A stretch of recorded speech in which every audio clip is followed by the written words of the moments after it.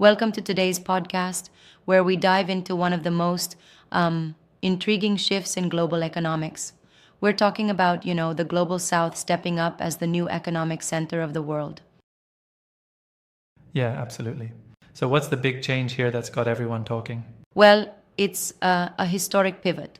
Leaders from nations that together form nearly half of the world's population, and get this, a quarter of the global economy, met in China under the Shanghai Cooperation Organization to deliberate over some major initiatives.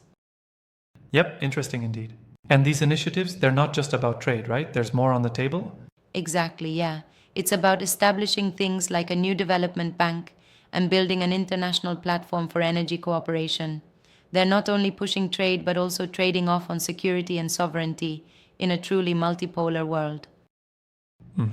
It sounds like a whole new blueprint for global power, almost like rewriting the rules of international relations.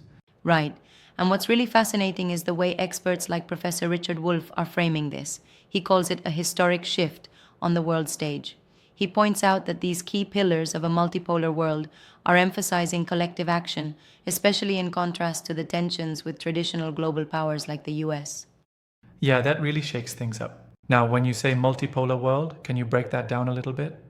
How does that differ from the old system? Sure, it's like this.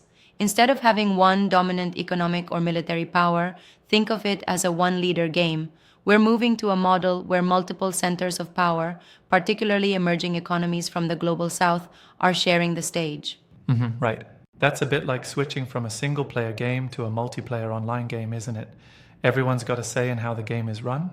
Exactly. It's like everyone's bringing their unique strategies and resources. It's like, designing a game where cooperation is key to surviving and thriving in a complex, interconnected world. One interesting bit that caught my attention was this push for a development bank. How critical do you think that is? Oh, it might be revolutionary. A development bank designed by these nations could provide, you know, alternatives to traditional financial institutions that have long been dominated by Western interests. Right, that really could shift financial clout.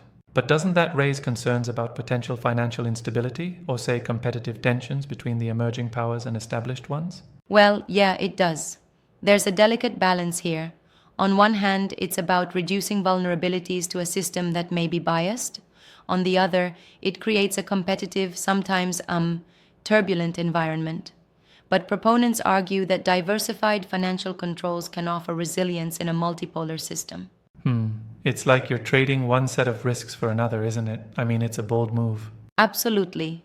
It's bold and, dare I say, necessary. With the US and other traditional powers engaged in high tension politics, the global south is looking for ways to safeguard its interests, using economic cooperation as a Yeah, that stabilizer. makes sense. What about energy cooperation? That seems like a huge deal in today's world, right? Definitely, energy is at the heart of it all. A collective initiative in energy cooperation means sharing knowledge, resources, and infrastructure, and it could pave the way for a more sustainable and secure energy future among these nations. Sure does. With all these moves, how do you see the role of the US evolving? That's where the dynamics really get interesting. Professor Wolf hints at rising tensions. The traditional global hegemony might find itself having to recalibrate its strategies. It's less about outright conflict and more about negotiating newfound alliances under these diversified power centers. Right, I mean, negotiations and alliances will become the order of the day, won't they? One thing that puzzles me, though, are we really ready for this rapid shift? I mean, can institutions adapt that quickly? That's a great point. Some argue that these changes are too sudden for existing institutions to effectively accommodate. But others, including experts like Wolf, believe that the pressures of a multipolar world, especially given current geopolitical tensions, make this adaptation not only necessary but inevitable. I see where you're coming from. So, it's a bit like a revolution in slow motion, where change is ongoing but still disruptive. Exactly, yeah. It's like there's been a gradual shift that's reached a tipping point, a historic one at that. Leaders are saying, we've been sidelined for too long, and now it's time to, sit at the table as Right equals. on. And you mentioned earlier that part of this discussion was held in China under the banner of the Shanghai Cooperation Organization. Does that imply a broader regional intent or just a meeting of convenience? Good question. It's both, really. The Shanghai Cooperation Organization has been a platform for strengthening regional ties. In hosting such a summit, China is positioning itself as a kind of bridge, both as a leader of this shift and as an influencer in global politics. Yeah, that's a keen observation. Yet, some critics might argue that aligning these emerging powers so closely could lead to echo chambers where dissenting global views get sidelined.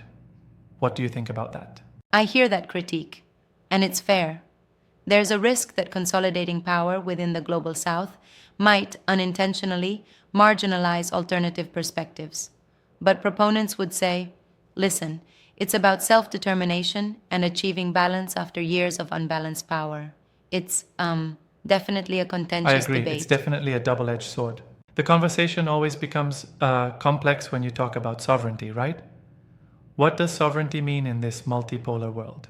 In this context, sovereignty is about countries regaining control over their economic and political decisions instead of being dictated by established global institutions.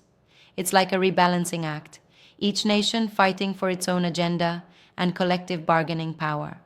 Yeah, it's like they're reclaiming their narrative. And speaking of narratives, it's interesting to note that the content highlights how this shift comes at a time of great global tension.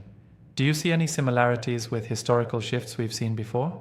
Oh, absolutely. It's reminiscent of past transitions, like during the decline of colonial empires or after major conflicts like the World Wars.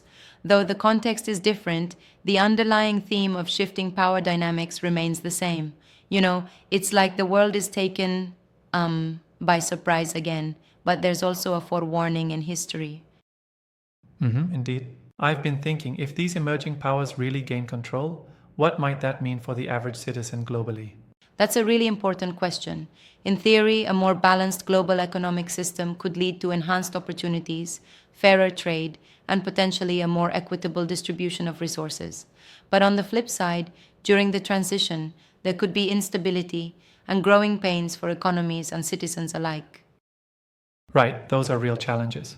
And I suppose the interplay between trade, energy, and security means that any misstep could have repercussions far beyond borders. Exactly, it's a delicate weave. Each thread, be it energy, trade, or security, affects the whole tapestry of the global order. And when you have such a shift, even small disturbances can create ripple effects. Yeah, like dropping a pebble into a pond. Now, I know there are critics who claim that this shift might actually heighten global tensions rather than ease them. What's your take on this? I can see that argument, and honestly, it's valid. While increased cooperation among global South nations can help balance power, it might also escalate conflicts with those who feel threatened by this realignment. The key will be diplomacy and a willingness to engage constructively across different blocs. That's the real challenge, isn't it? It definitely is. So, to wrap up, what should our listeners take away from this shift? Well, it's clear that the world is in the midst of a profound reordering. The global south is emerging not just as an economic powerhouse, but also as a decisive actor in shaping a more multipolar world. And while there are risks and growing pains, the overarching takeaway is that global cooperation and redefined sovereignty are on the horizon. Right, a challenging yet exciting new chapter. This is a conversation that will undoubtedly keep evolving. Thanks for breaking this down so clearly. Thank you, and thanks to all our listeners. Stay tuned as we keep an eye on these dynamic changes and what they mean for, the future of our global society.